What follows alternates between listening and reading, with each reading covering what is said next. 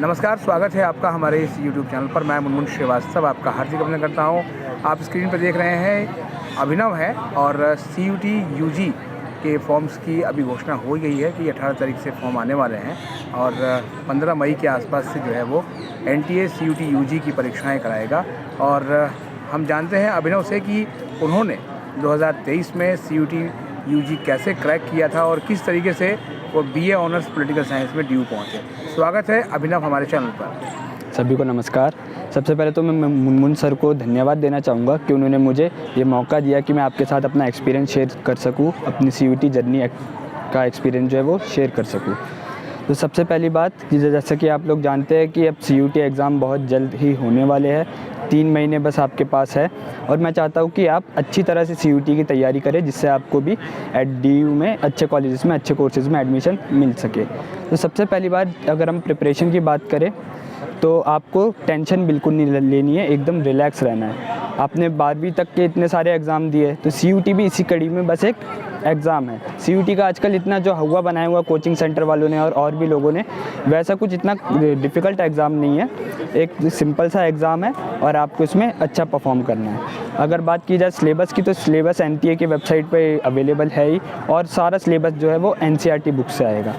तो मेरी सलाह आपको यही रहेगी कि NCERT बुक्स को एकदम आप बाय हार्ट याद कर ले, एक एक लाइन एक एक वर्ड्स। कई सारे बच्चे गलतियाँ ये करते हैं कि जो मेन कंटेंट होता है वो पढ़ते हैं और जो डिटेल जो छोटे छोटे बॉक्सेस में या किसी फ़ोटोग्राफ के नीचे छुपी होती है उन्हें मिस कर जाते हैं। मेरी सलाह आपको यही रहेगी कि आप उन सब डिटेल्स को भी एकदम ध्यान से पढ़ें और जब आप रीडिंग करेंगे NCERT की तब उन डिटेल्स को हाईलाइट करते चले जाए और फिर बाद में किसी कॉपी में उनके नोट्स बना लें जिससे कि आपको रिवीजन के टाइम पे आसानी हो। और एकदम आपको रिलैक्स रहना है और एक भी डिटेल को छोड़ना नहीं है।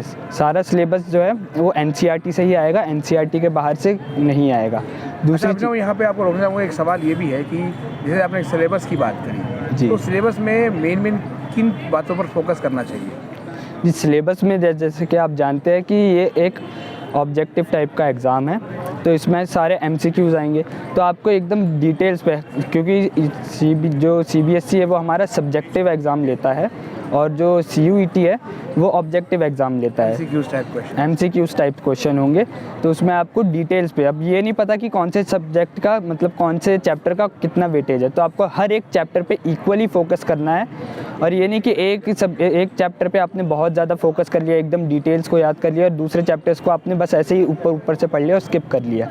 आपको हर एक चैप्टर को एकदम डेप्थ में पढ़ना है और सिर्फ NCERT से ही पढ़ेंगे तो आपका CUT बहुत आसानी से निकल जाएगा। ये तो बात रही डोमेन सब्जेक्ट की। जी, जैसे जनरल टेस्ट, इंग्लिश, इन सब के लिए भी जो है आपने कैसे तैयारी करी? जी, जैसे GT और इंग्लिश या अदर लैंग्वेजेस के टेस्ट रहते हैं उनमें ग्रामर, कॉम्प्रीहेंशन और GT में रीजनिंग, ये सारी चीज़ें आएगी। तो उसके लिए आप कोई मार्केट से बुक परचेज़ कर सकते हैं जिसमें आप एक्सरसाइज कर सकें कॉम्प्रीहेंशन की, ग्रामर की, रीजनिंग की और अन्य सारी चीज़ों की।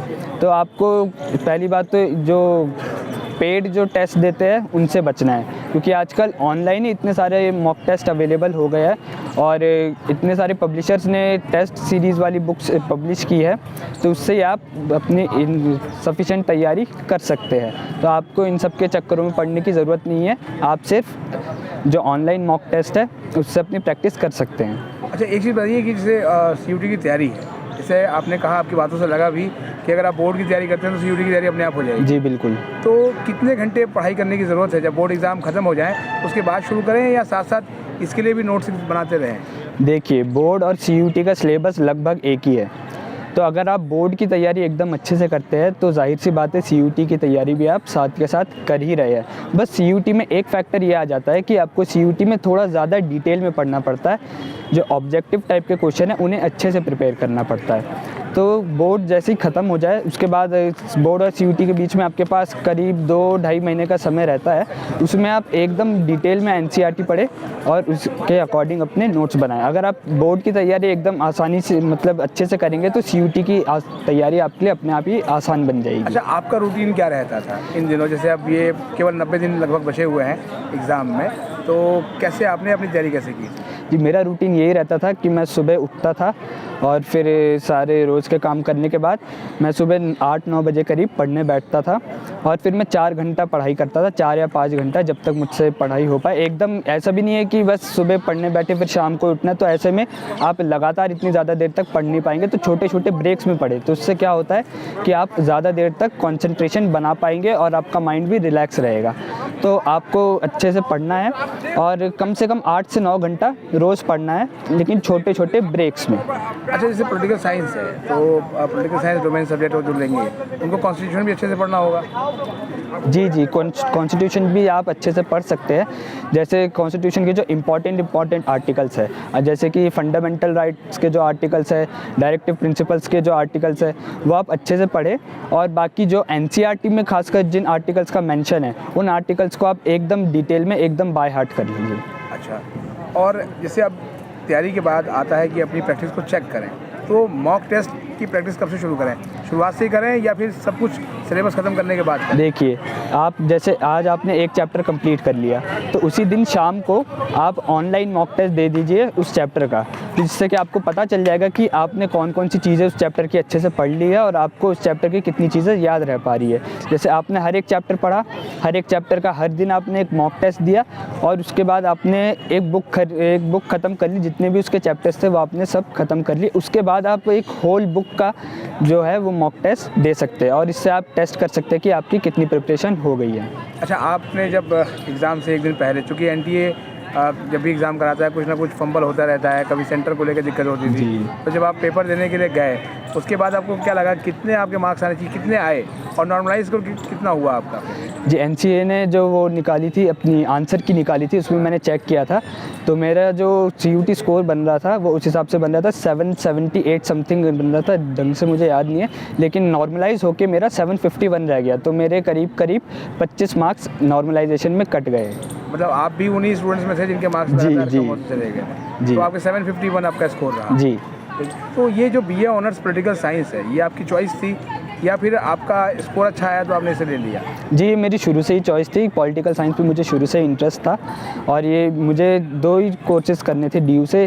पहली प्रेफरेंस पे था मेरा पॉलिटिकल साइंस, और फिर अगर पॉलिटिकल साइंस किसी कारणवश मुझे नहीं मिल पाता तो फिर मेरा दूसरा ऑप्शन था हिस्ट्री।